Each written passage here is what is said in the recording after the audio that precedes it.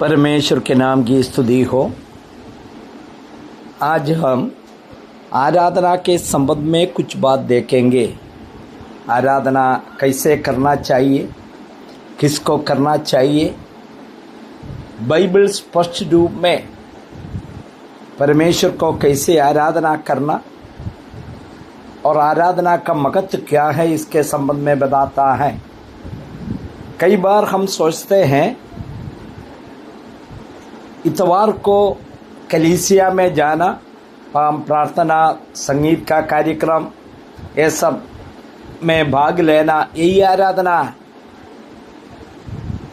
आराधना का मुख्य अर्थ है हम परमेश्वर को सही रीति से जानना और परमेश्वर का श्रेष्ठता और महानता को जानना और उसका श्रेष्ठता के अनुसार उसको आदर देना है। अपने जीवन उसके सामने समर्पित करते हुए उनके प्रेम को समझकर उसको आदर देना, अपना संपूर्ण जीवन उसकी आज्ञाओं के अनुसार समर्पित करना जरूरी है। यूहन्ना रचित सुसमाचार 4:23 में हम लोग पढ़ते हैं, परंतु वो समय आता है और अब है कि सच्चे भक्त आत्मा और सच्चाई से पिता की आराधना करेंगे, क्योंकि पिता अपने लिए ऐसा ही भक्त तो ढूंढता है। बाइबल सिखाते हैं कि परमेश्वर एक आत्मा है और उसकी आराधना दिखावे या केवल रिवाजों से नहीं बल्कि सच्चे मन और सच्चाई से होनी चाहिए। और बाइबल और भी पद आराधना के संबंध में कहते हैं। रोमियों का किताब 12वां अध्याय का 1 पद में, इसलिए है भाइयों, मैं तुमसे परमेश्वर की दया स्मरण दिलाकर विनती करता हूँ कि अपने देहों को, अपना शरीरों को जीवित और पवित्र और परमेश्वर को भावता हुआ बलिदान करके चढ़ाओ, यही तुम्हारी आत्मिक सेवा है। यहाँ पर आराधना कैसे करना इसके बारे में बता रहा। आराधना का अर्थ सिर्फ कोई चर्च में समय बिताना नहीं है।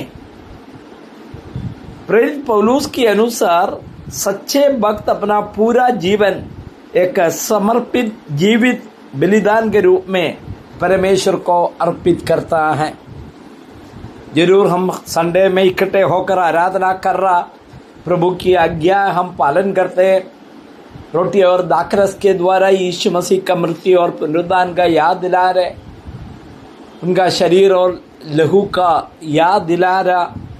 लेकिन केवल इतवार को इकट्ठा होना बात नहीं, सप्ताह भर हम प्रभु के सामने अपना जीवन को समर्पित करना जरूरी है। भजन संगीता 100:4 में हम लोग पढ़ते हैं, धन्यवाद करते हुए उसके फाटकों में और स्तुति करते हुए उसके आंगनों में प्रवेश करो, उसका धन्यवाद करो और उसके नाम को धन्य कहो।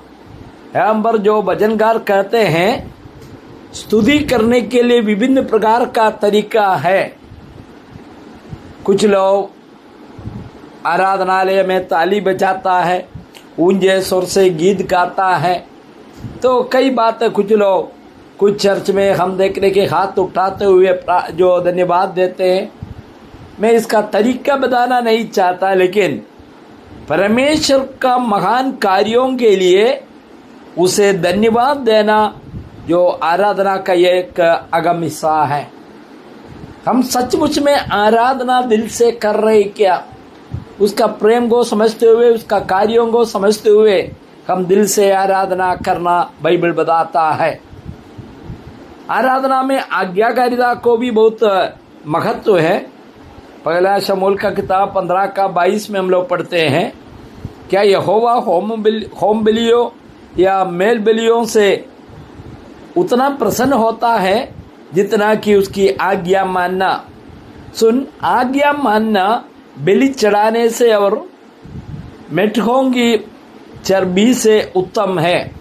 मतलब बलि चढ़ाना जो पुराना नियम दिया गया था, यदि आज्ञा पालन नहीं कर रहा प्रभु का वचन को पालन ना करते हुए हम कितने भी बलि चढ़ाए, प्रभु उस बलि को स्वीकार नहीं करता है। बाइबल स्पष्ट करती है कि बिना आज्ञा पालन करने की यही आराधना व्यर्थ है। परमेश्वर के वचनों के अनुसार जीना ही सबसे बड़ी और सच्ची आराधना है। केवल परमेश्वर को ही आराधना करना मत। यीशु समाचार 4:10 में हम लोग पढ़ते हैं, तो प्रभु अपने परमेश्वर को प्रणाम कर और केवल उसी की आराधना करना।